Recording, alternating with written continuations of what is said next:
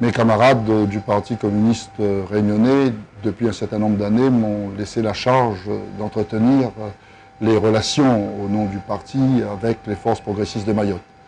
C'est à ce titre que j'ai participé il y a 5 ans à la campagne des élections européennes pour soutenir la candidature de Paul Vergès, que je me suis rendu à Mayotte au moment des sénatoriales pour soutenir la candidature de notre candidat progressiste, que j'étais dans les meetings du dernier référendum pour dire aux Mahorais que nous prenions acte de leur volonté que Mayotte devienne un département. Et c'est à ce titre que j'ai été missionné pour valoriser, si on peut dire, la campagne des Liwaro à Mayotte pour les élections de dimanche prochain.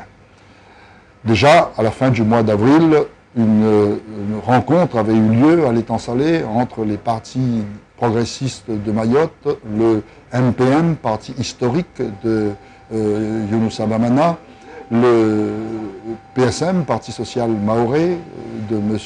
Saïd Amadi Diraos, l'Alliance pour un développement maîtrisé de Mayotte que dirige Bakar Ali Boto et le Parti communiste rénové de Mayotte que dirige Alidina Hassani.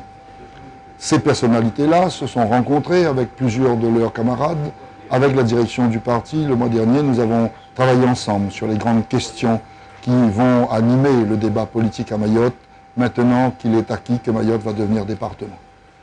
Et j'avoue que lorsque nous avons proposé à Mayotte de soutenir la candidature d'Eli Waro, nous nous attendions bien entendu à ce que ces partis frères, avec qui nous avions déjà travaillé pendant longtemps, apporteraient le soutien à Eli Waro. Mais nous n'imaginions pas que cette candidature allait recevoir un accueil aussi large. Et aujourd'hui, je dois dire qu'il est assez impressionnant de constater la liste des personnes qui soutiennent la candidature d'Eli Waro. Vous savez, il y a 17 communes à Mayotte.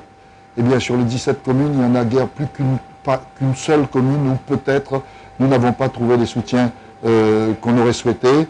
Il s'agit d'une seule commune. Toutes les autres sont représentées dans le comité de soutien.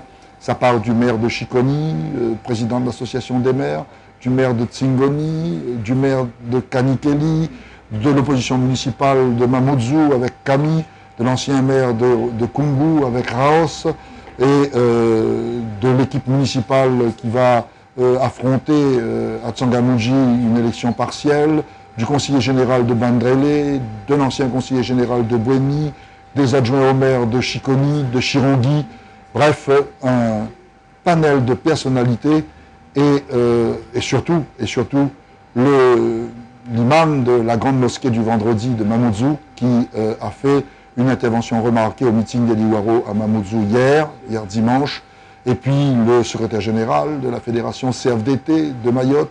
Bref, un panel de personnalités extrêmement large qui laisse prévoir une grande victoire dimanche d'Eli Waro à Mayotte. Imaginez 28 associations de femmes mahoraises qui se sont retrouvées avec leurs militantes sur la place qu'on appellera peut-être demain la place de l'Europe à Mamoudzou. C'est quelque chose de considérable. Je crois que les Réunionnais peuvent s'attendre à un excellent résultat de la liste des Outre-mer conduite par Eli Waro le dimanche 7 juin.